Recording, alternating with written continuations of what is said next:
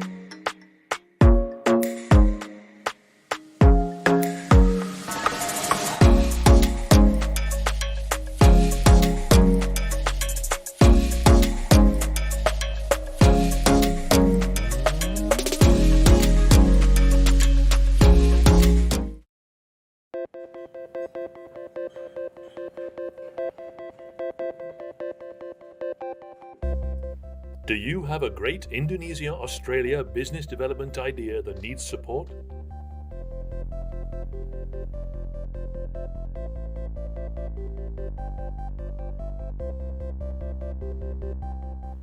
Katalis partners with businesses and other organizations in both Indonesia and Australia. Our skills, expertise, and networks can help you connect and grow your business. Through activities such as feasibility studies, partnership development, and skills exchanges. Visit the Katalis Business Portal. Tell us what you need to overcome barriers and pursue bilateral business opportunities.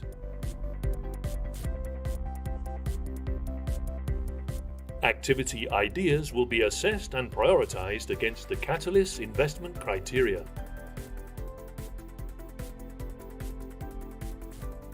Katalis will collaborate with proponents of ideas that show the most potential. Any activity agreed with Katalis management would then need to be approved by the Economic Cooperation Committee, comprising representatives from the Government of Indonesia and the Australian Government. Together, let's tap into new business opportunities between Indonesia and Australia.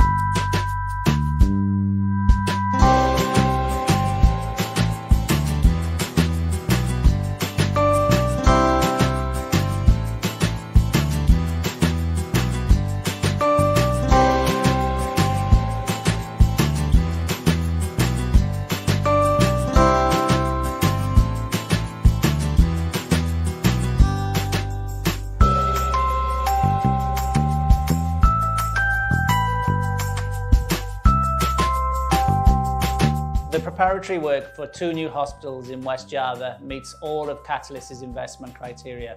There is a clear commercial benefit for the investment for Australian and Indonesian companies involved in this highly scalable activity. Not only will it create jobs in the health sector, many of which will be for women, this activity will also leverage more investment for related activities.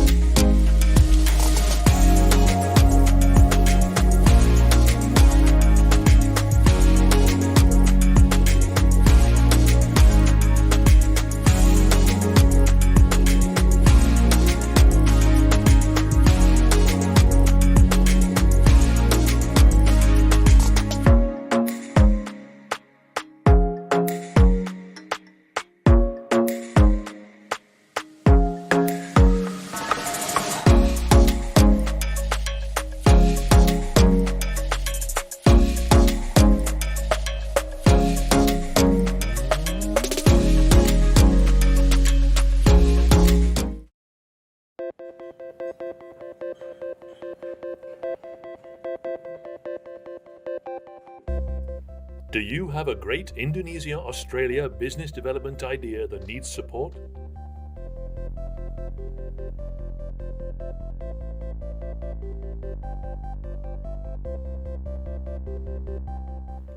Katalis partners with businesses and other organizations in both Indonesia and Australia.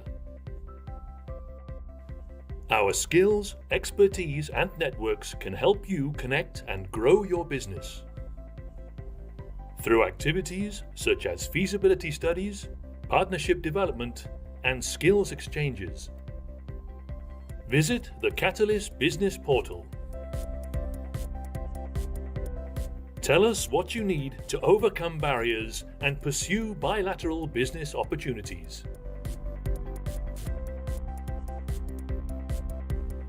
Activity ideas will be assessed and prioritized against the Katalis investment criteria.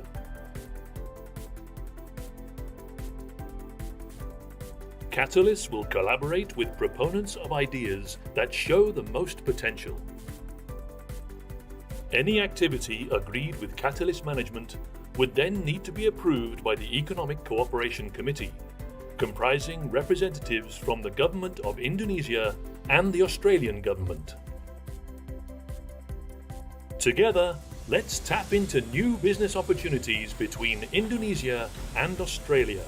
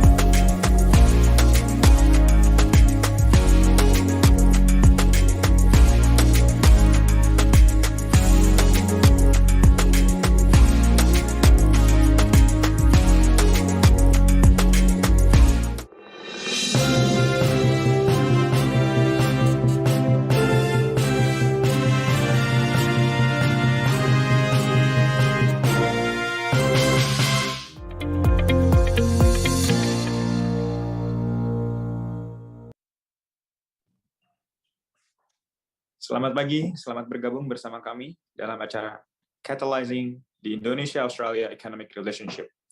Nama saya Winandrio Punanggianto, Sekretaris 3 KBRI Canberra. Bersama saya hari ini ada Clarice Campbell, Lead Advisor untuk Skills dari Katalis.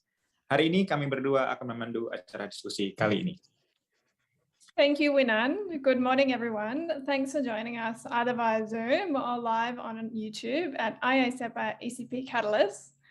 This event is a collaboration between Canberra and IASEPA's Economic Cooperation Program Katalis. We'd like to thank His Excellency Dr. Sesuai Pramono, Ambassador of the Republic of Indonesia to Australia, for his great support to promote closer partnership between our two nations, and Her Excellency Penny Williams, PSM, for her tireless work to strengthen the bilateral relationship. We'll also hear from a very special guest, Bapak Sandiaga Uno, the Indonesian Minister for Tourism and the Creative Economy, who's currently on an Australian tour. Today, we'll meet up close and personal with Katalis and businesses that have tapped into the partnership of the Economic Cooperation Program. Today, we're lucky to have Dr. Andrew Rockford, CEO of Sanusa Medica Group. And also, it is a pleasure for us to have Pak Alfonso Pardede, President Director of PT Flores Prosperindo. And of course, Pak Paul Bartlett is here as Director of Katalis and will give some insights. I'm not going to spend much time of this introduction, and without further ado, let's get started. So we'd like to call on His Excellency Dr. Sesuai Pramono, Ambassador of the Republic of Indonesia to Australia. Pak Sesuai has a long connection with Australia that dates back to his graduate studies at Monash University and the Australian National University. Selamat siang, Pak Dubes, silakan. Selamat siang, thank you, Mbak Clarice. Her Excellency Ambassador Penny Williams, Dr. Andrew Roxford, CEO of Sanusa Medica Group, Bapak Alfonso Pardede, President Director of PT Flores Prosperindo, and Paul Bartlett, my friend, Director of Katalis. Distinguished speakers, ladies and gentlemen, it always comes with great excitement every time I talk about economics relationships of Indonesia and Australia. This excitement stems from the fact that both countries are ready to improve economic ties. As economic activities returning, social restriction lift, and international border opening, we have a lot of delegation coming from Indonesia. That's why I'm very busy. At least 5 delegations in a month, including Pak Sandiaga Uno. We would embrace new chapter of a relationship that has been long on hold. Last month, we have seen another evidence that Indonesia and Australia's economy are resilient. GDP growth in Q1 2020 has stabilized and reached the same level in 2019 before the pandemic. As Indonesia and Australia's GDP grew 4.9% and 2.15% respectively.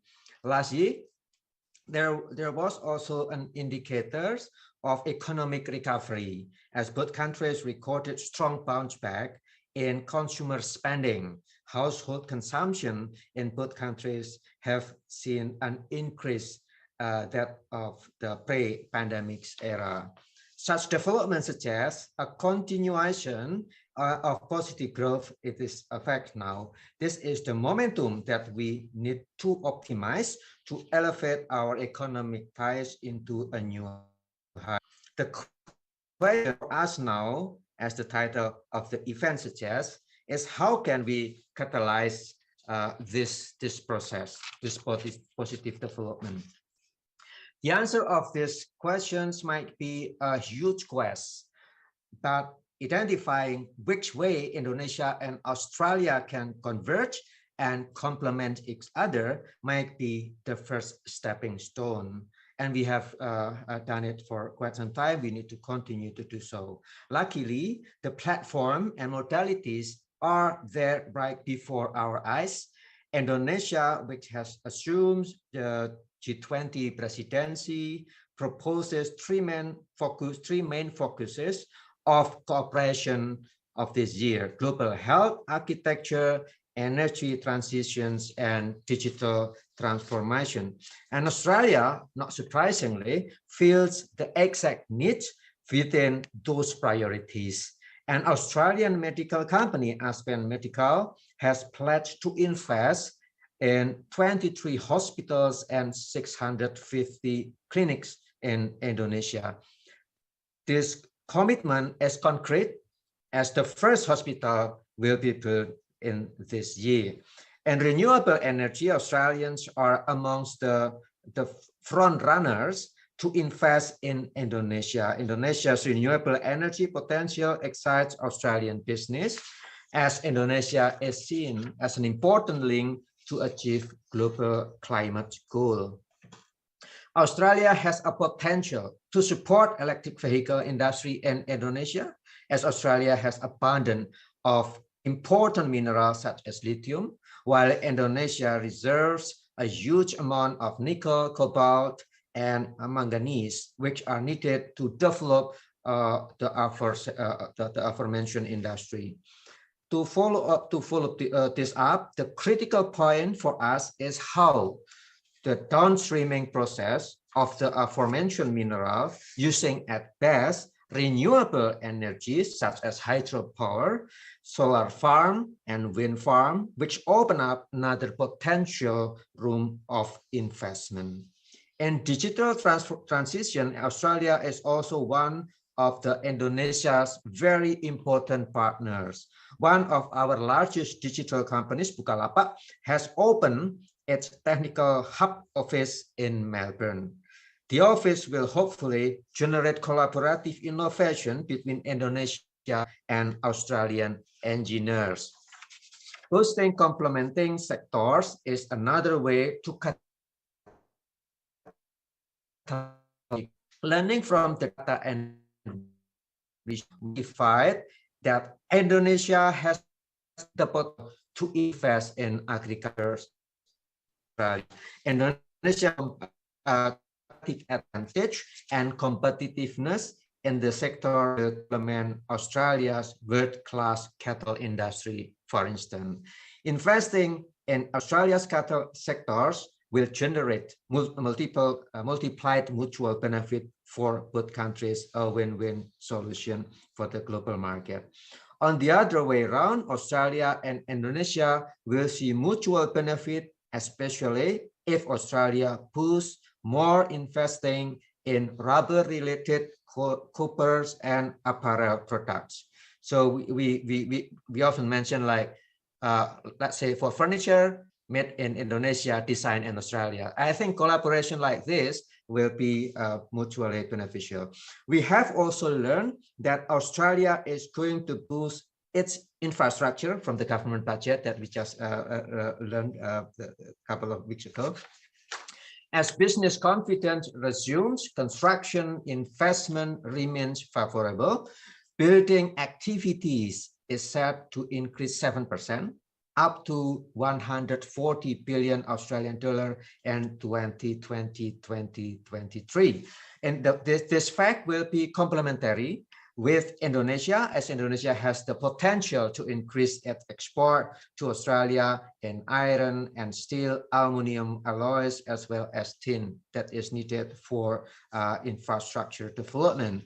Indonesia and Australia have long history of engagement, and people-to-people contact has played a major role in cementing it. Tourism is one of the key aspects of people-to-people contacts that both countries have benefit. 1.5 million tourists from Australia visiting Indonesia during before the pandemic. Tourism, alongside with education, has boosted our familiarity and confidence to engage to each other.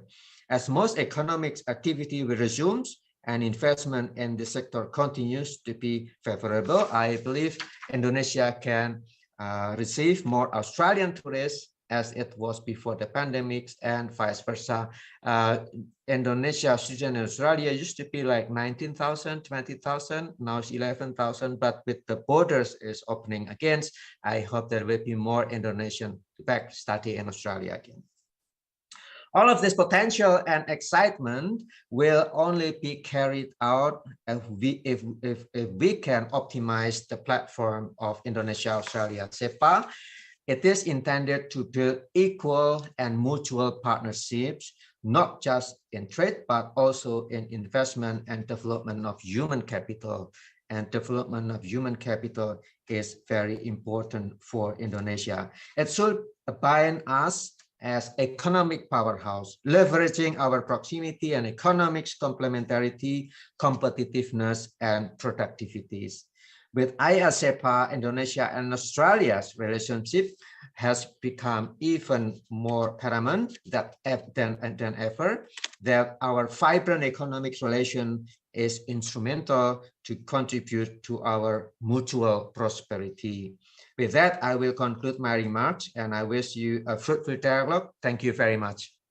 Mbak Clarice. Thank you for your words, Pak Dubes. Exactly, Pak. By strengthening ties in our complementing sectors, we can truly take our already mature relationship, I think, into something into new heights. And it is interesting also that to learn that you have actually identified sectors in which Australia and Indonesia can cooperate more. Now it excites me, and I'm sure so does everyone else in the room, to hear special remarks from Ambassador Penny Williams, Australian Ambassador to Indonesia. As we all might have change, we are truly looking forward to some words from Ibu Ambassador. So without further ado, Madam Ambassador, the floor is yours.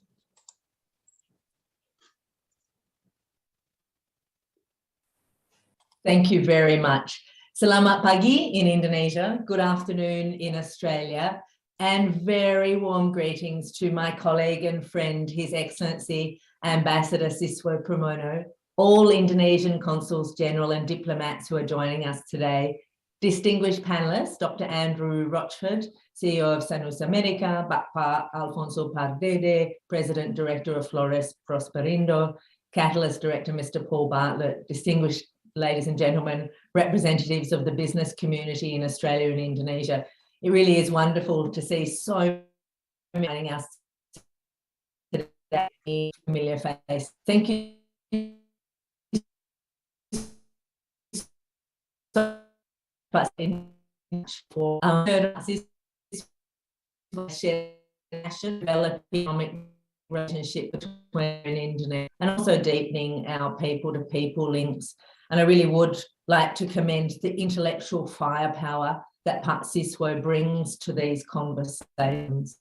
A number of you have heard me speak before about Indonesia's growth trajectory that Pak Siswa has just talked about, but all 1 million people as of 2020, an exploded economy, 370 million phone connections, 5 million users, transition to services and consumer economy.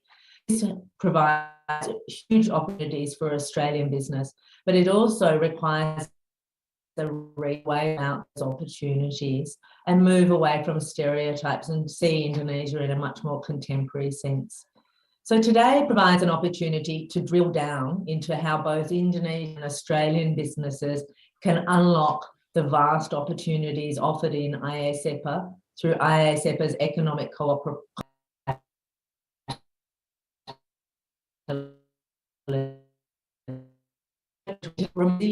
In some areas, we've seen the number of goods exports from Indonesia rise, including in chemicals and textiles. Likewise, we're also seeing a rise in agricultural exports from Australia. The pressure to diversify export markets and major changes and challenges in supply chains have prompted Australian businesses to look to expand their relationships with Indonesia. And ASEPA is elevating that relationship and creating new markets, new relationships, and new opportunities for business.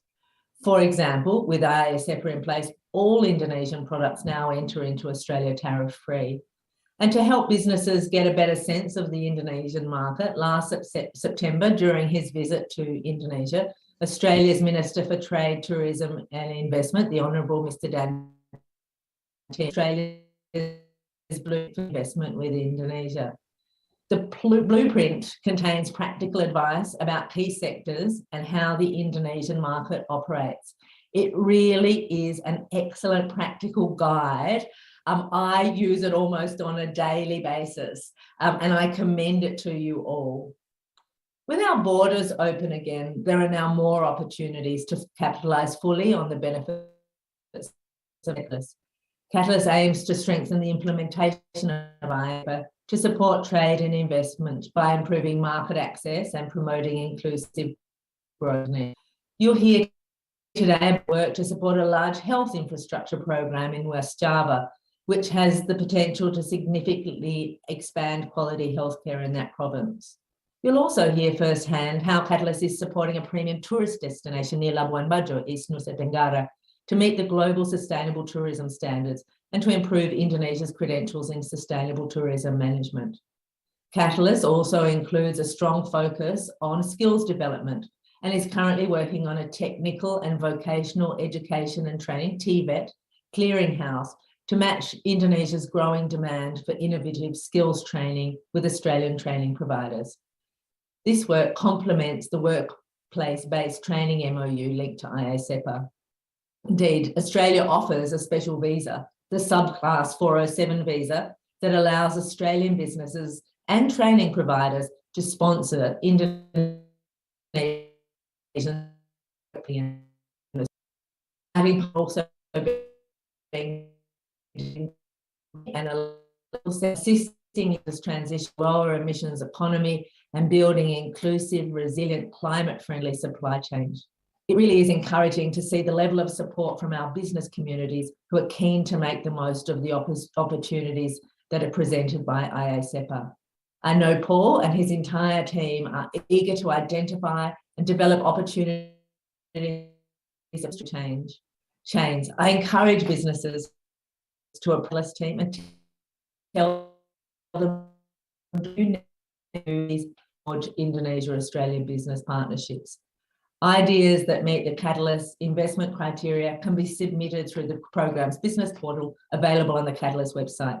It really is a time to take a fresh look at how businesses, governments, and other stakeholders can work together to identify even more opportunities for our mutual benefit. It's time to unlock the vast potential of the economic partnership between Australia and Indonesia.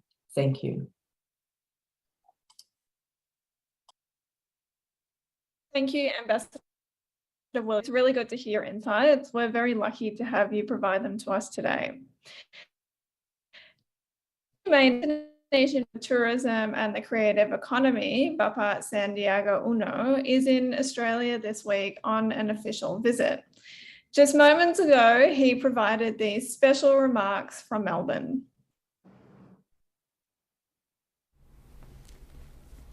Your Excellency, Indonesian Ambassador to Australia, Bapak Dr. Siswo Pramono, Your Excellency, Australian Ambassador to Indonesia, Ibu Penny Williams, Anak Menteng, Director of AISEPA Economic Cooperation Program Katalis, Bapak Paul Bartlett, distinguished guests, Pak Alfonso, Pak Dede and team, and also representative of the Indonesian diplomatic and trade infrastructure across Australia, representatives of the business sectors across Australia and Indonesia. Good afternoon to everyone in Australia and good morning to everyone back home in Indonesia.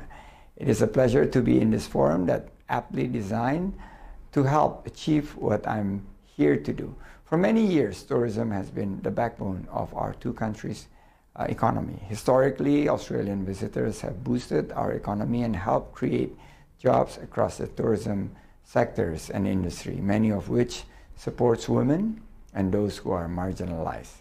More importantly, it is now driving our mutual recovery. I'm particularly glad that beginning last month, Australian visitors have been returning to Indonesia, in particular Bali. As we continue to develop new destinations beyond Bali, I'm here to ask you to rethink Indonesia and to introduce some other destinations that are equally beautiful and worth visiting. These are places like Labuan Bajo in East Nusa Tenggara, Lombok, Mandalika in West Nusa Tenggara, So Labuan Bajo and Lombok Mandalika Rava and Lake Toba in North Sumatra, with Indonesia hosting the World Tourism Day this year. Rethinking tourism is a theme you'll be hearing about a lot. As we seek to realign the sector, rethinking tourism calls for us to promote investments that support sustainability, preserve the competitive advantage and socio-cultural authenticity of a destination, and provide socio-economic benefits to all stakeholders. The concept also encourages businesses in sectors to embed clean energy initiatives into their developments as part of an effort to promote environmentally friendly tourism. That is why I'm delighted to support the partnership being forged between Indonesia and Australia through the Indonesia-Australia SEPA Economic Cooperation Program Katalis. Through the development of Tanah Mori, southwest of Labuan Bajo, East Nusa Tenggara, through Katalis support, and stakeholders will benefit from guidance and training in sustainable tourism management and development. Moving forward, it will be important for investors in the tourism sectors to establish a sustainability strategy and corresponding training programs that support the longevity of tourism destination and instill investors' confidence. This could be an entry point for Australian investors to take advantage of new Indonesia-Australia SEPA regulations that remove barriers and unlock the vast potentials of our economic partnership. Such collective partnership is aligned with the spirit Indonesia is promoting through G20 presidency this year, that is to recover together, recover stronger. Strongly believe, I do, that 2022 is a year of not only recovery, but also a revival that will lead to better times ahead, and that tourism and the creative economy will be one of the main growth engines towards a new economic era, providing better and quality jobs for the prosperity of both countries. From Melbourne, Australia, in Victoria, I'm here actually at the Australian Indonesia Center in Monash University in a beautiful Melbourne weather. I wish you all the best for the webinar, and may the future lies in future collaborations between the two sides. Thank you very much. Wassalamualaikum warahmatullahi wabarakatuh. Om Santi Santi Santi Om.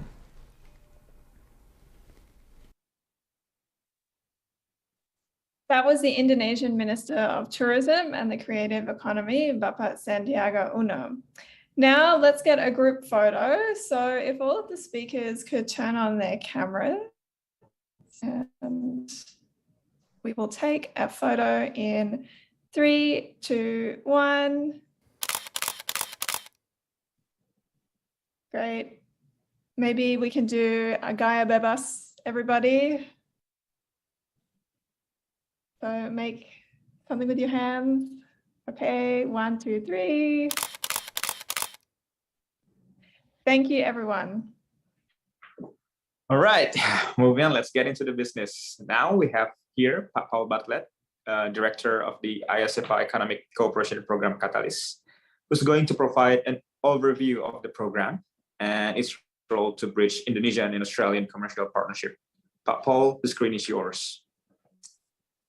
Terima kasih Pak Wayan, and selamat pagi semua, selamat siang untuk orang di Australia. Yang terhormat, His Excellency Bapak Siswa Pramono, Her Excellency Ibu Penny Williams, Bapak Dr. Andrew Rochford, Bapak Alfonso Pardede, Bapak Ibu sekalian, ladies and gentlemen, good morning and good afternoon. Nama saya Paul Bartlett dan saya Director Katalis. It's an honor for me to be here today amongst so many familiar friends and faces and people drawn from the business community and also from government. I have a very short presentation that I would like to make. It's about 15 minutes long, just to provide a succinct overview of what Katalis is. So next slide, please. So what is Katalis? First and foremost, Katalis is the Economic Cooperation Program, which is tied to the IA-CEPA agreement. We were officially launched in July last year, and we have an initial contribution from the Australian government of Australian $40 million in official development assistance. The program lasts for 5 years, so until 2025. And the third point I'd like to make by way of introduction is that we're commercially focused. So this is a little bit of a unique thing for a development program, but we are commercially focused, and the idea is to support Indonesian and Australian businesses, integrate markets, develop skills, and seek and develop emerging opportunities to recover from the pandemic. Next slide, please. So this is our program logic. So I think previous speakers, both ambassadors have mentioned what it is we're trying to achieve here, and that's to ensure that the benefits of IA-CEPA are maximized and that they support trade and investment, improve market access, and promote inclusive economic growth in Indonesia. So we have three sort of sub-program outcomes, essentially access, integration, and skills. Next slide, please. And so we have two ways in which we identify and engage with businesses. Firstly, I think Ibu Penny Williams referenced that we have a market responsive facility. We have a business portal embedded into our website, and we would encourage businesses in Indonesia and Australia to take a look at that portal and to submit any ideas that they have to us through that portal. So that's the market responsive mechanism. But we also take guidance from the government of Australia and the government of Indonesia, and we reach out to businesses proactively. So we do this through, particular scoping studies and also direct contact with businesses in sectors that we are targeting. And I think there has been mention made here of things like working the electric vehicle value chain on skills, and in particular the clearinghouse that we're developing, but also in important areas such as grains, and we are establishing a grains leadership course and food advantage training program this year. Next slide, please.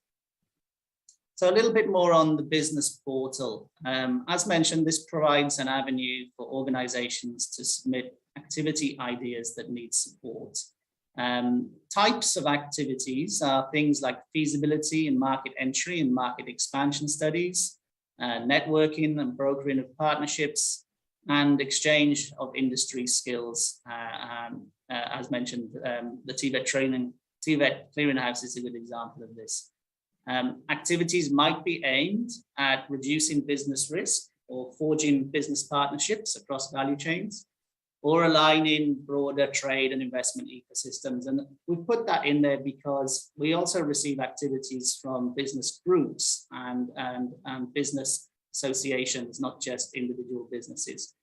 An important point, of course, to mention, of course, is that our investment criteria will help us frame these activities. And we do obviously need to give consideration to competing ideas. Our budget obviously is a constraint, and of course, guidance from both the government of Indonesia and the government of Australia.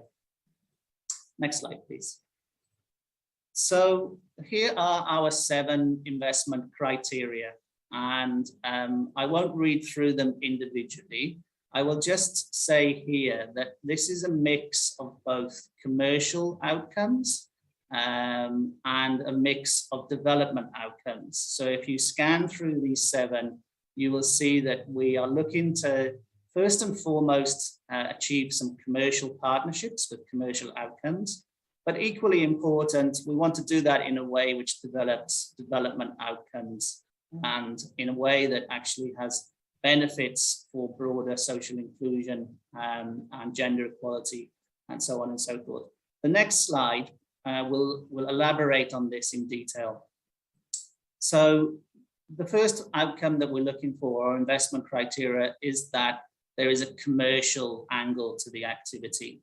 And really, there are a number of considerations here. What Katalis would be asking is, what is the actual commercial outcome that we expect to achieve from this activity? Or what is the business case for the activity? Our second investment criteria focuses on co-contribution. Now, this is basically a requirement for the business or the beneficiary to provide financial or in-kind contribution to the activity. We think this is critical in selecting which businesses to work with. It increases ownership of the activity for the business and ensures that there's a real partnership between business and Katalis, and fundamentally improves the likelihood that the activity will deliver sustainable outcomes. Our third criteria focuses on the bilateral partnership between Indonesia and Australia. We would like to see win-win bilateral outcomes in these commercial opportunities. And we would like to see direct and indirect beneficiaries in Indonesia or Australia, or preferably both. So we would be asking these questions. What are the broader economic, social, and public benefits expected from the activity beyond the commercial outcomes? And we would also be looking to see how the activity increases bilateral or regional growth and prosperity. This last point in particular picks up on IHEPA's design to deliver powerhouse opportunities, whereby the imports of one partner are used to strengthen the export competitiveness of the other partner. Moving to our fourth investment criteria, this is really trying to leverage the activity. So we're looking to see how catalytic the activity could be. And with some questions here would be, is the activity scalable, both over time and geographically, and to reach multiple stakeholders? Or does it crowd in other investors or traders from the sector or from related value chains? The fifth area is about delivering gender equity and social inclusion. So if a business comes to us with a proposal for an idea, we would preferably like it to have the business acknowledge what the impact is on gender and social inclusion, and ideally make a positive impact on gender and social inclusion, particularly in sectors which have been heavily affected by COVID-19. And then the final two are really sensible criteria. Is the activity politically feasible and practical? Clearly, we wouldn't want to do something that isn't, so we would need to make an assessment around political feasibility. Is it dependent on large-scale regulatory reform? Does it need political support? Or can it operate, can it be implemented without these things? And then finally, does the activity draw on the expertise in the countries? So does it reflect the competitive and comparative advantages of both countries? So these are the things that we'd be looking at. And I'm really pleased today that we have great examples from two companies that we're working with, from Sanusa Medica and from Flores Prosperindo. And I will defer to these gentlemen who will speak after me. With that, I will wrap up the presentation and say thank you very much for listening.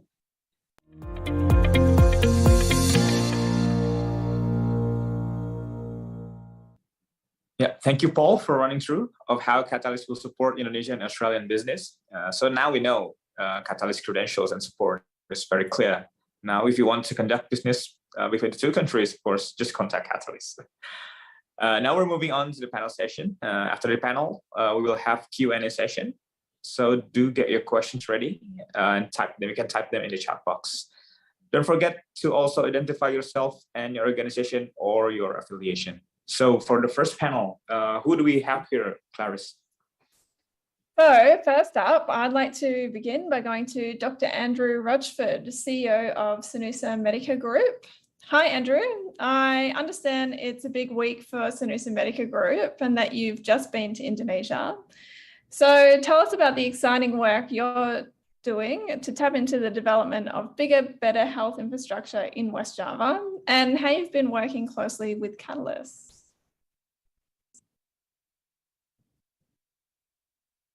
I think you're on mute. I better turn my microphone on. Thank you, Clarice. To His Excellency,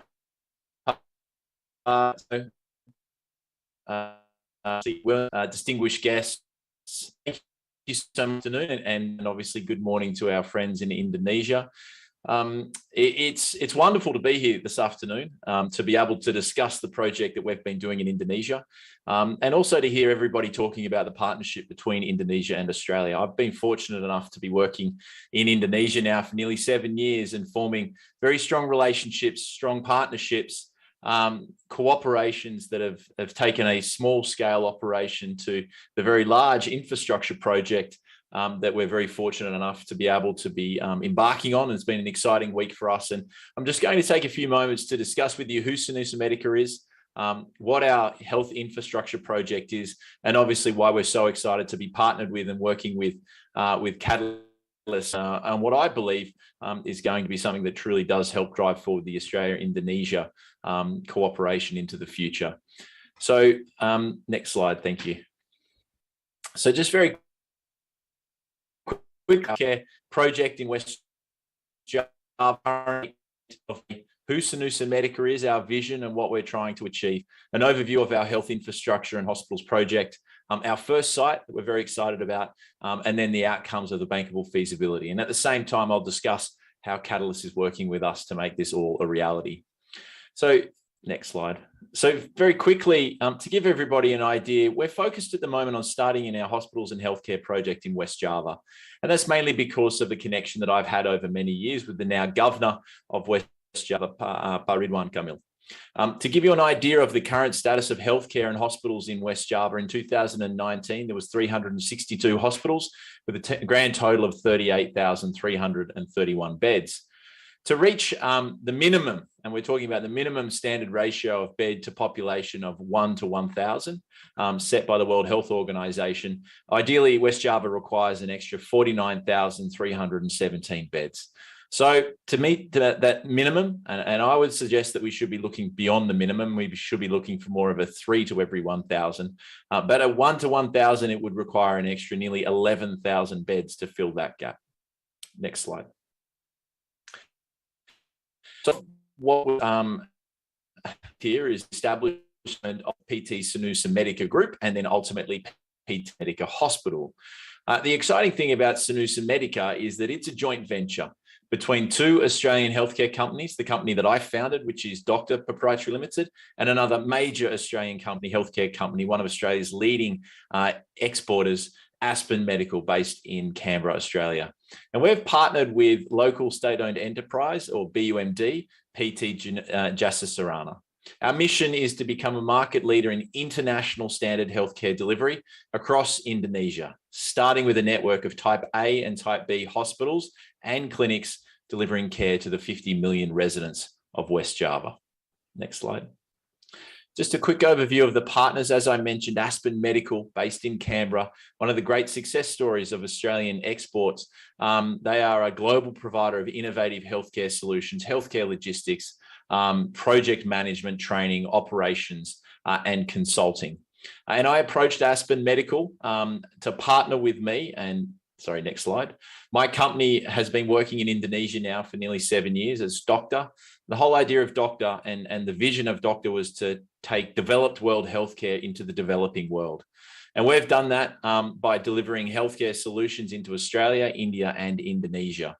Since 2017, we've been innovating and partnering to deliver advanced, high-quality healthcare to all those that need it. Next slide. And the final partner is a state-owned enterprise, regionally owned enterprise, infrastructure company, Jasa Sarana. Since the beginning of our partnership, they have been a huge part of our success, driving forward our ability to select sites, to meet with those that we need to, and create the momentum required to get to the point where we achieve our goal, which is to successfully build 23 hospitals and 650 clinics. Next slide. So that is the West Java Healthcare Infrastructure Project. It was started through conversations and the vision of West Javan Governor Pak Ridwan Kamil to transform and innovate West Javan healthcare. On August 17th, 2020, the Governor of West Java signed the BUMD Justice Sarana to provide healthcare infrastructure and to partner with us to create the West Javan Healthcare Infrastructure Project and ultimately to develop Senusa Medica to implement this project. Next slide. Our hospitals, the focus of our hospitals will be committed to delivering world-class healthcare facilities and services that are efficient, responsive, and convenient. The design and construction of all of our facilities will be built around a patient-centered care model. We will harness advanced technology to drive superior patient experience and ultimately better outcomes. And our hospitals will be the hubs of our network of our healthcare ecosystem. Clinics will be providing referral systems and outreach, which is incredibly required to fill the gaps around community level care as well as primary care. Next slide. So this has all been going on now since the end of 2019, at which point we were also starting to look for our first site. And that's when we were connected with Catalys and Director Paul Bartlett to start discussing what's required when you are assigned a health infrastructure project of this size, but you need to start somewhere. And that starts with feasibility. And as Paul pointed out, that's a huge part of the criteria around us successfully receiving funding from Catalys. And we reached out to them to help provide funding for the first two feasibility studies on our first two hospitals. And the first site, potential site, is in the Karawang Regency. Karawang is located between Bandung and Jakarta, and it offers a very strong strategic option for us in Hospital Site 1. Local health data shows that the population is increasing and there are more non-communicable diseases over the next disease over 40 years, as well as expenditure per capita. Basically, the profile of healthcare in Indonesia is changing, and the requirement for infrastructure, particularly after the COVID-19 pandemic, is growing even more essential. There's a total of 2,371 beds, and currently there is only one Type B hospital servicing nearly over 2.3 million people within the Bandung, within the Karawang Regency, and that is a public facility, RSUD Karawang. The majority of health facilities is Type C and Type D, and there are no Type A hospitals. And it always staggers me to know that there's only two Type A facilities within the entirety of West Java. That's two Type A hospitals servicing nearly 50 million people. Provincial health infrastructure also shows that about 88% of the population have assigned to the National Health Insurance. And for us, our model is all about providing healthcare to all. Those that require the high end, the more sophisticated level of care will be serviced in just the same way as those that are being provided for by the BPJS. And that's very much our mission and vision. Next slide. And this is just some more information about the site. And ultimately, the process now of moving into the feasibility study, which is where Catalys's funding is creating a huge amount of momentum for us. Next slide. So what's expected from a bankable feasibility study? Well, ultimately, it's about identifying the major opportunities as well as the optimum strategic position for the proposed clinical facility. It might seem easy to just build a hospital, but you have to start somewhere. You have to figure out who needs it, what do they need, where are the gaps, and how best to provide a facility that can service those gaps. It's about identifying market dynamics and prospects. What are the economics? What's the social, regulatory, and financial indicators that will help guide that strategic position? What's the current population? What's the future demographic trends going to look like? What is the demand for healthcare right now? And how will that demand for healthcare change over time? This then allows us to know the costs, the capital costs, the operating costs, the revenue and financial statements associated with the facility, as well as the financial returns that would be available to potential investors. And again, that very much is aligned with Catalys and the commercial outcomes that they're looking for when seeking partners to provide funding in these early stages. Ultimately, the bankable feasibility study for us helps drive forward our project, provides us with a stable foundation of one, feasibility, but also strategic optimization so we can best position ourselves for success. Next slide. So, ultimate investment providing for us. What are the outcomes of their investment in the bankable feasibility, as well as the ESHA, or the Environmental Social Impact Assessment? Ultimately, the BFS will outline the feasibility of the project, the go or no go. Is it feasible to build a hospital? And what type of hospital will it be? It'll provide the financial detail of the project and inform the detailed facility design. Investigates all those important elements that also Paul mentioned to do with social environmental impact of the facility. How will it positively but also negatively impact, so that we can design in a way that means that we can see those development goals being achieved. The study will then be used to also move forward. This is the catalytic nature of this investment. We will use that study directly to start discussions with lenders who will provide us with the debt component of our capital costs. This funding will also advance the project into the construction and operation phase. And then from there, the outcomes of this completed facility will be to provide essential healthcare, create jobs, and stimulate local, but in many circumstances, probably broader than just local economic impacts. Next slide.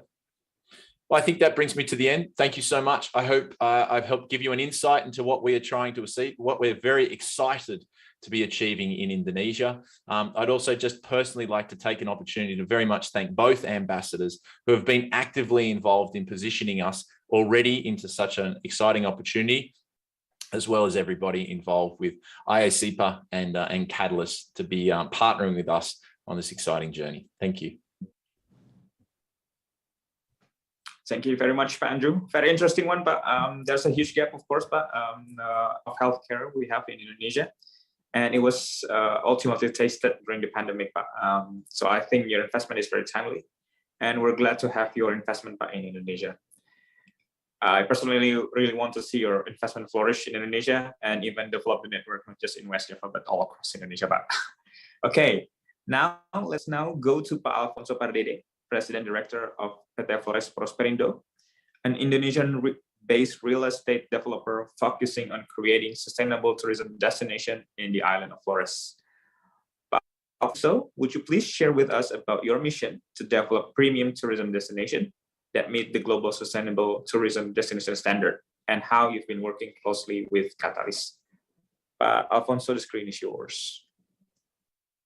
Yeah, thank you, Pak Wina. I think we will start with the video profile first, please.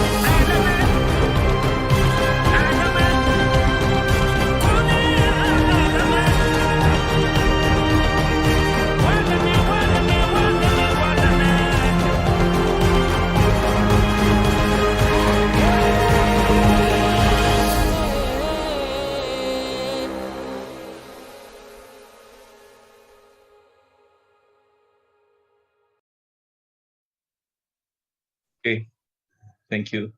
Indonesia Tourism and Creative Economy Minister Bapak Sandiaga Uno, His Excellency Bapak Siswo Pramono, Indonesian Ambassador to Australia, Her Excellency Bu Penny Williams, Australian Ambassador to Indonesia, Director of Vision Program Katalis, distinguished guests, representatives of the Indonesian diplomatic and trade infrastructures across Australia, and then representatives of business sector across Australia and Indonesia. Good afternoon and good morning, everyone. It is an honor for us, Flores Prosperindo, to present our project Tanah-Mori. Next slide, please. Yeah, Tanah-Mori, located within Labuan Bajo, it's fully supported by Indonesian government, especially for the infrastructure, and now become one of 5 super priority tourism destination. Our location only 22 kilometers or around 30 minutes drive from Labuan Bajo Airport. We have beautiful beachfront directly facing to Rinca Island or Komodo National Park. And then Tanah-Mori gets benefit, especially from the existence of Labuan Bajo Popular Point in Komodo or closely to Komodo National Park. And Tanah-Mori will become host for G20 ceremonial event in October 2022 or this year, and then for ASEAN Summit Leadership in February 2023. And we are still in progress to get special economic zone status that will give more fiscal and non-fiscal incentive for investors. Next, please. So this is the vision. Tanah-Mori will be designed and developed as a world-class digital sustainable tourism destination. We have 4 important pillars to achieve our vision. So the first one, Tanah-Mori as a gateway to Komodo National Park. Location only 5 kilometers from Rinca Island. So we are preparing the infrastructure and then the water hub development. And then the second pillar, the sustainable tourism hub, that we plan zero waste, zero carbon implementation, of course, ESG, and many more. And that's why I think ISEPA ECP Katalis really supporting us to achieve the sustainable factors. And then the third pillar is digital. I think it is very important after the pandemic that everyone, I mean, the tourist behavior now changing, that we want to work from anywhere. I mean, working from any destination and everything.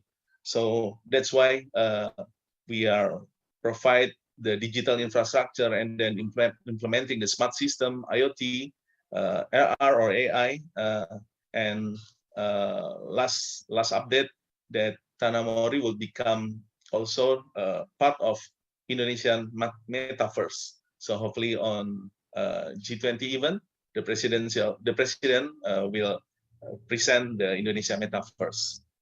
Okay, next, please. Okay, the background. So Katalis was approached by us, to support Tanah-Mori that we could achieve the Global Sustainable Tourism Council standards and accreditation. We believe that once we get the standard or the accreditation, it is can increase level of confidence for Australian investor.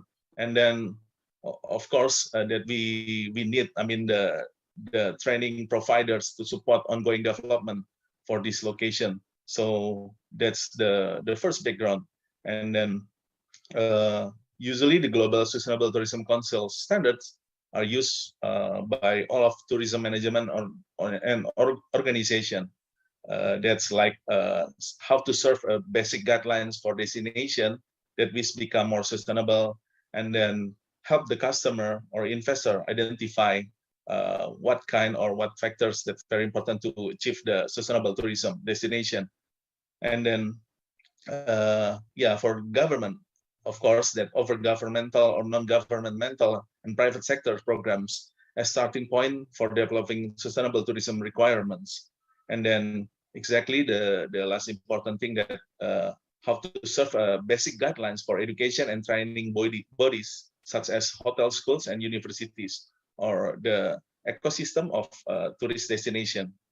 So that's why we already have integrated sustainability principles into the master plan design, including such as green energy, conservation, social, cultural protection, waste management, recycling, and environmental protection. Next, please. And then the outcomes that we do believe that Tanamori expected outcomes from ISEPA ECP Catalyst investment. So there will be improved ability, of course, especially for tourism developers, operators, and government, and then increase Australian investment, for trust and confidence, taking advantage of ISEPA provisions, and then promoting the Indonesian-Australian partnership.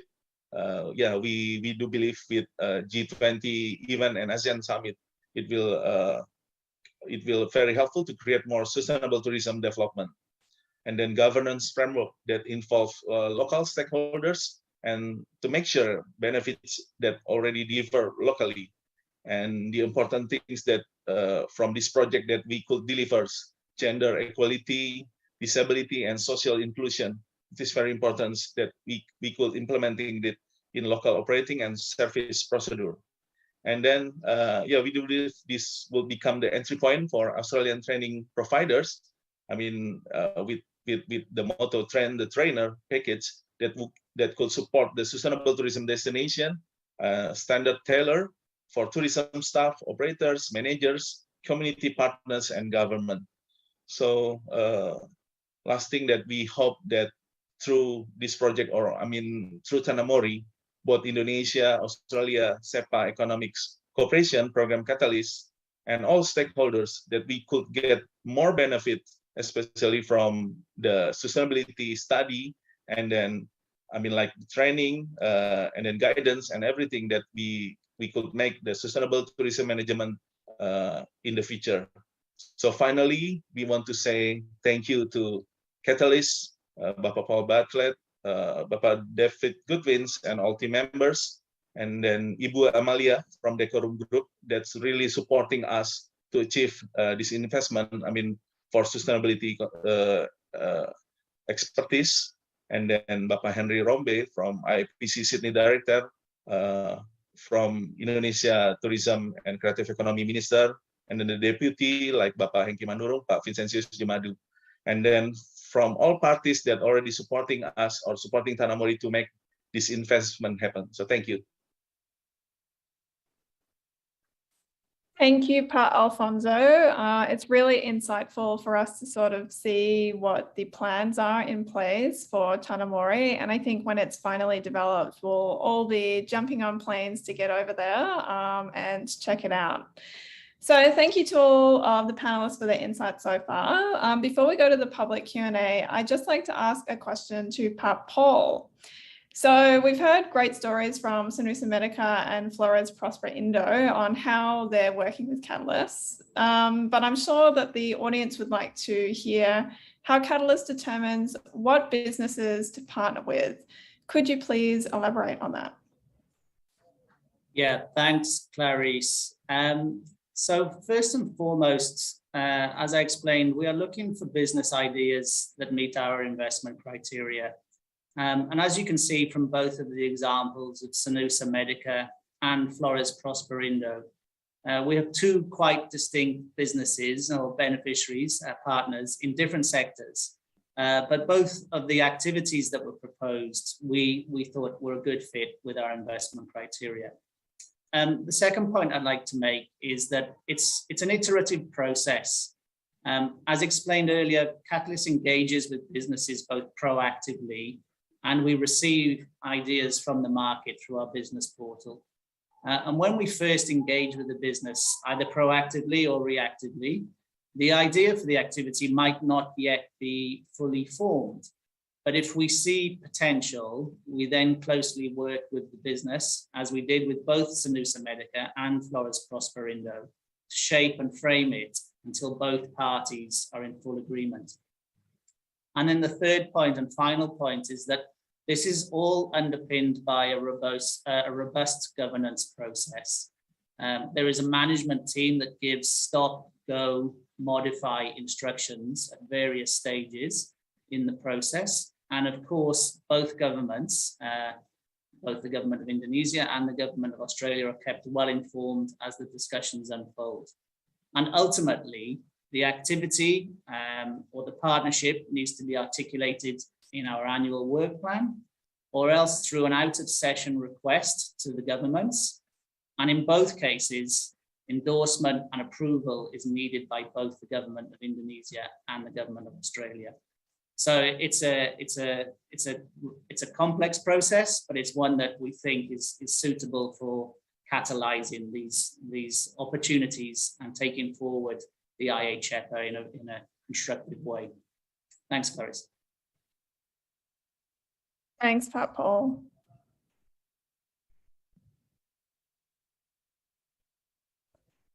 Pat Winan, I think you're on mute. All right, thank you, Clarice. Yeah, okay, after all the great talks, it goes down now to the discussions.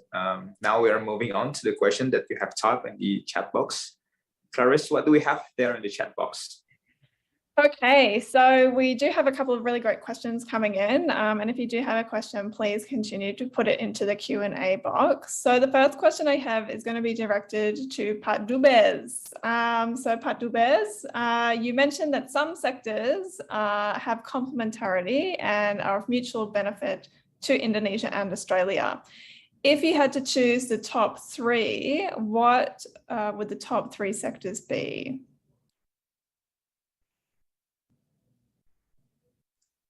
Yeah, thank you. Thank you very much.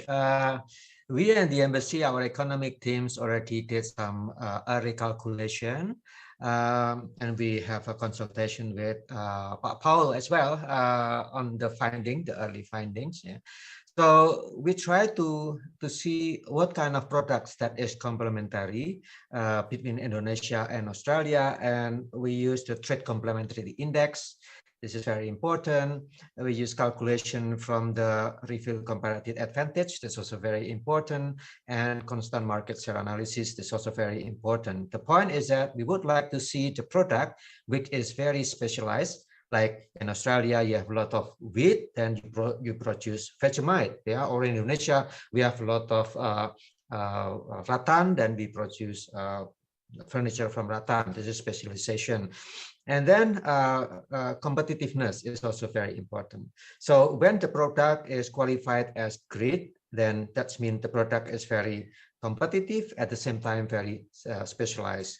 When the product is qualified as sunrise, for instance, that means perhaps you are not pretty much specialized yet, but you already have some kind of competitiveness.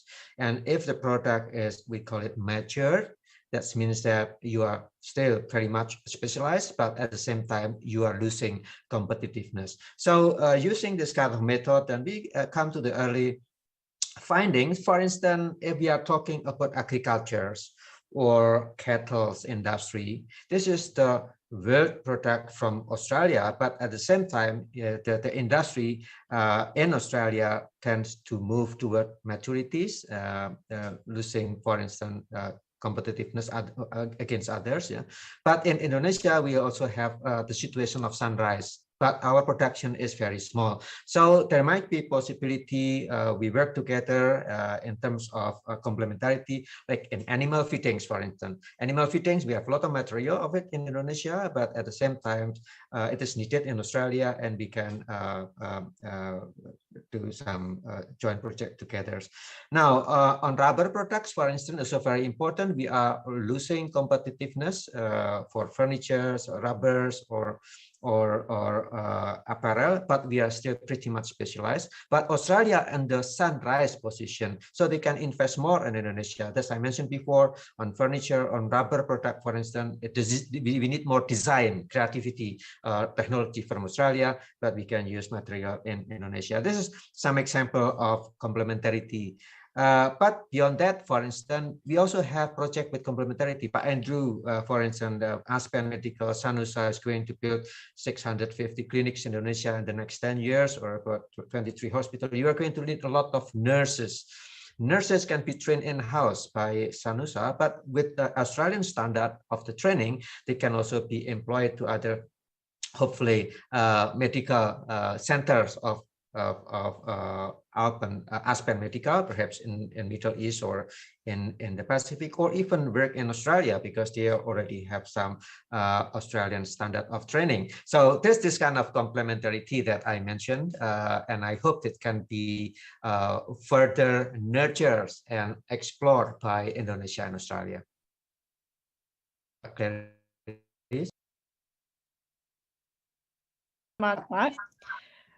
Okay. Winan, do you want to ask the second question? Sure. So this question is for Paul from Dedi Edward of Ministry of Trade. So Paul, the question is, what is the level of education needed to join the training program that you have mentioned before in your slides? And what is the requirement needed to join the training program? Please, Paul. Thank you, Winan, and thank you for the question, Pat Dodi. Unfortunately, I can't see you, but good to know that you're here. And I know we've worked a lot together in the past, so thank you. I don't know if I can answer that question specifically, but perhaps I can just try to start by explaining a bit more how we're trying to address the skills exchange work in particular.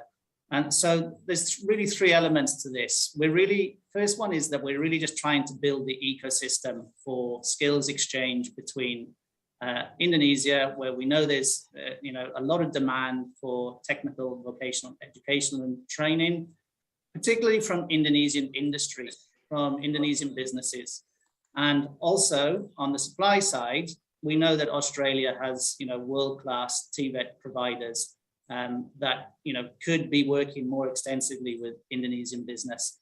So we're trying to build that ecosystem through the TVET clearinghouse, which is essentially going to be initially an online portal where both Indonesian industry can register and profile what their training needs are, and also Australian TVET providers can register and profile what their offering is. So it's essentially an attempt to, reduce search and transaction costs and get transactions happening. And the second element to the skills work is acknowledging that that's risky. We want to work directly with businesses after all. We're going to work with Indonesian digital platforms that also want to onboard Australian providers of TVET services. So we're exploring a number of partnerships at the moment with large-scale Indonesian digital platforms that want to do business with Australian providers. So that sort of is complementary to the TVET clearinghouse, and we see these as mutually reinforcing. And then the third area, the third part of this strategy is to do direct activities, not necessarily digitally related, like the first two are, but to do direct activities such as, for example, the work that we're doing with Pak Alfonso's company, Flores Prosperindo. A large part of that activity is to develop the governance framework, the sustainable tourism standards, and provide a train the trainer course, which will be provided by an Australian TVET provider, to scale up to what could potentially be 30,000 employees. So there are direct partnerships that we will do as well as those first two elements. So I appreciate that doesn't answer your question, Pat, but probably better to start where we're focusing on this skills agenda, and hopefully we can find ways to also work with government, by the way. There is a component of IHEPA and of Catalyst to work with government lecturers in polytechnics, and so we're still trying to identify and explore opportunities to deliver that, working with polytechnic lecturers in Indonesia. Thank you. Thanks for that, Pat Paul. And maybe just to expand, Pat Dodi, the target is at vocational level training rather than undergraduate or master's level training. So now I'm going to direct a question to Pat Andrew, and it's from Michael Fay, and he's asking, what lessons do you think Dr. Aspen and PT Jaya Sarana Health and Medical Projects can learn from the 20 plus years experience of Ramsay Medical Group in Indonesia. So over to you. Thank you, Ibu Clarice, and thank you for the question. I think ultimately, whenever you find yourself in a position where you're moving into a new market and you're trying to learn, I mean, there's a lot that can be learned from those that have been there in the past, lessons that have been valuable, promoters of business, but also those that have been challenging. And so for us, we've spent a lot of time initially, and also, moving into the future, we'll be looking to learn from those that have been there, those that are the local providers of healthcare and large infrastructure projects, those that are international. So Ramsay being one of those that has had a presence within the Indonesian market for some years now. And guess ultimately, trying to learn from those that have been there, and that goes into us building our strategic approach to how we roll this project out. Great, thank you so much for that. Pak Winan, do you want to ask another question to our panelists? Yeah, there's a very interesting question from Jeff Parker of AIBC to Paul and the team of Katalis. So his question relates to the recently signed MOU for healthcare cooperation, which he thinks adds further weight, dimension, and opportunity for collaboration in this important industry.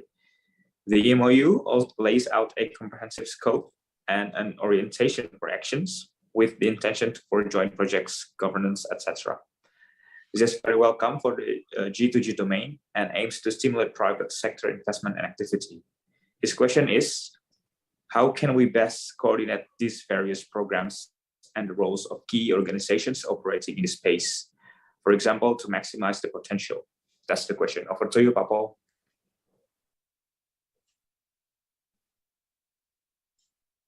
Thank you, Pak Winan, and thank you, Jeff. Thank you for attending and for the question. I agree, Jeff. It sounds like a very promising MOU. I don't know if I have the answer to how to ensure that this is best coordinated. Obviously, Catalyst was not involved in this in the formation of this directly. What I can say is that we would be very keen to explore business partnerships under the MOU, consistent with our investment criteria.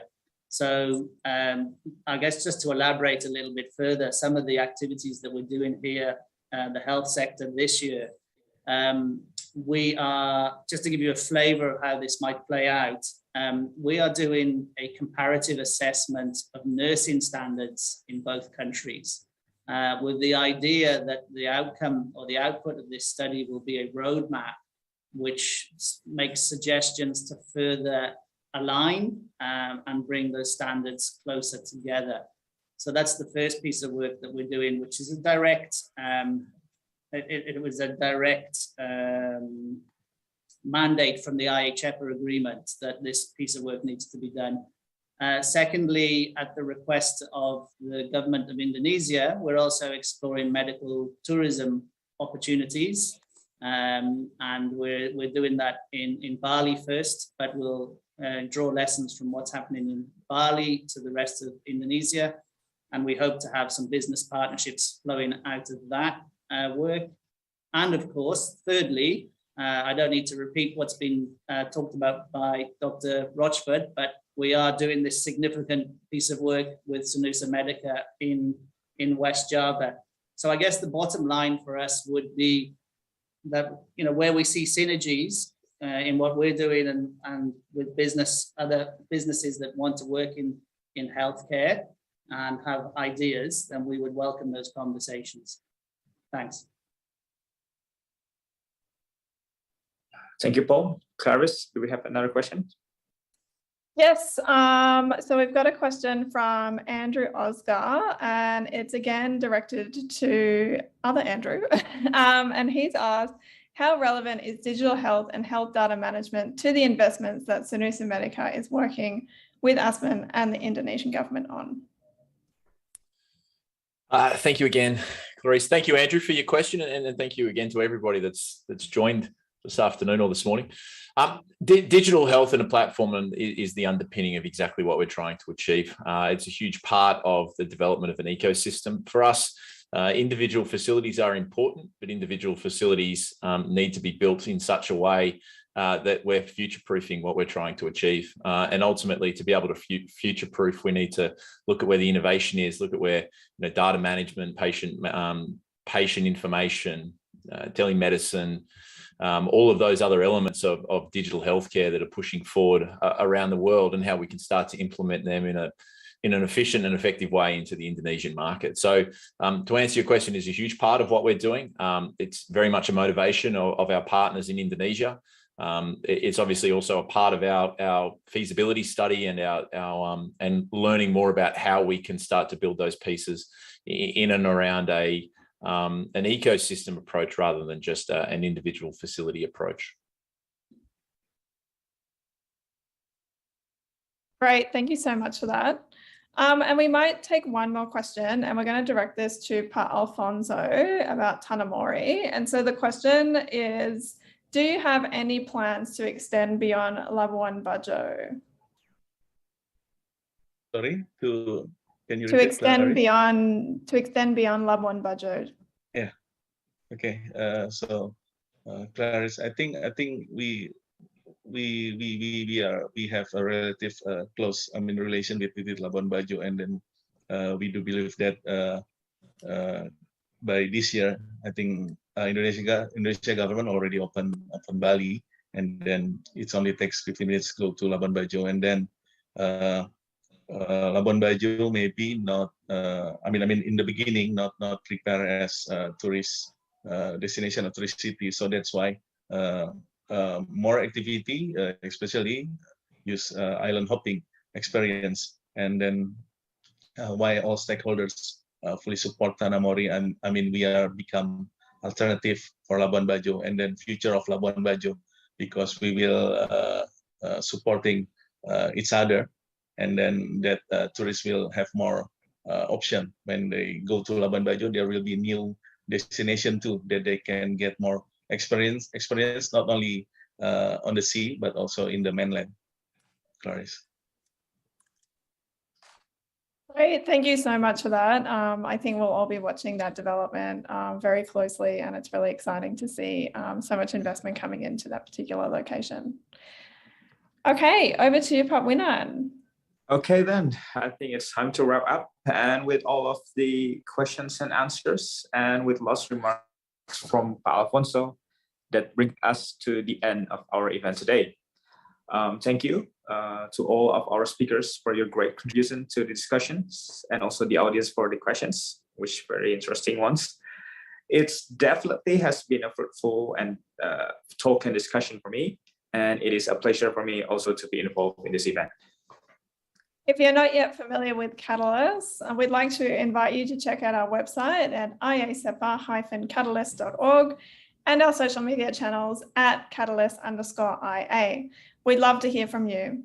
From all of us at KBRI Canberra and Katalis, have a great day dan terima kasih.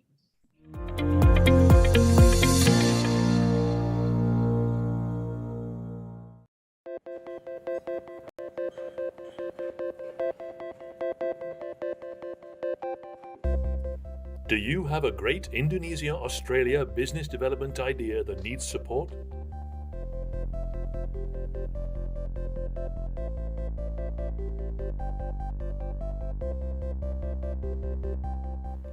Katalis partners with businesses and other organizations in both Indonesia and Australia.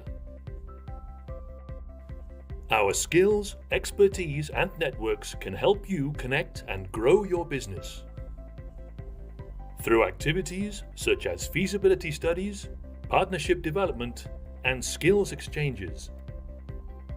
Visit the Katalis Business Portal. Tell us what you need to overcome barriers and pursue bilateral business opportunities.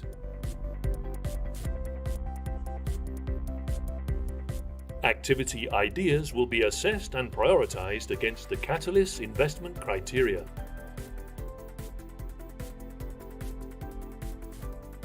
Katalis will collaborate with proponents of ideas that show the most potential.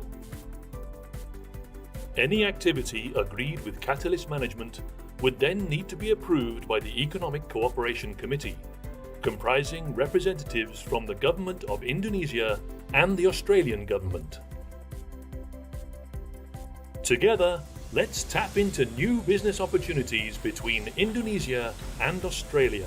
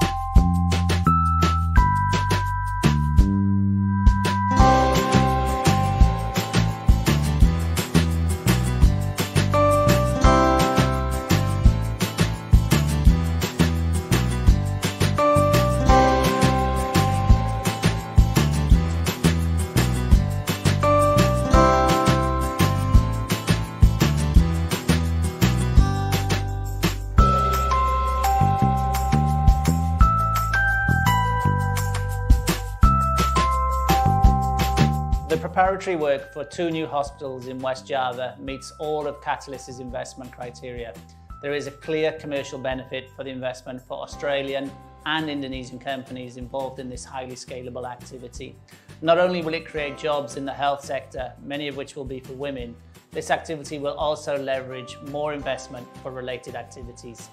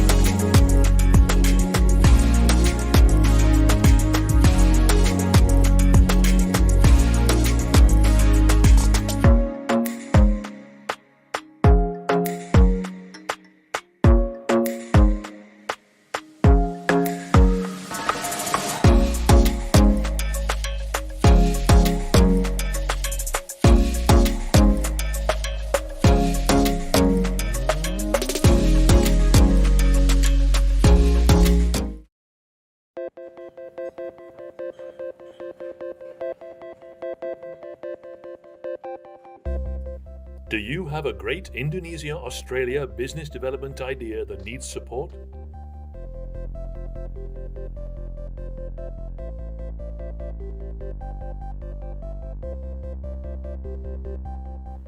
Katalis partners with businesses and other organizations in both Indonesia and Australia. Our skills, expertise, and networks can help you connect and grow your business. Through activities such as feasibility studies, partnership development, and skills exchanges. Visit the Katalis Business Portal. Tell us what you need to overcome barriers and pursue bilateral business opportunities. Activity ideas will be assessed and prioritized against the Katalis investment criteria.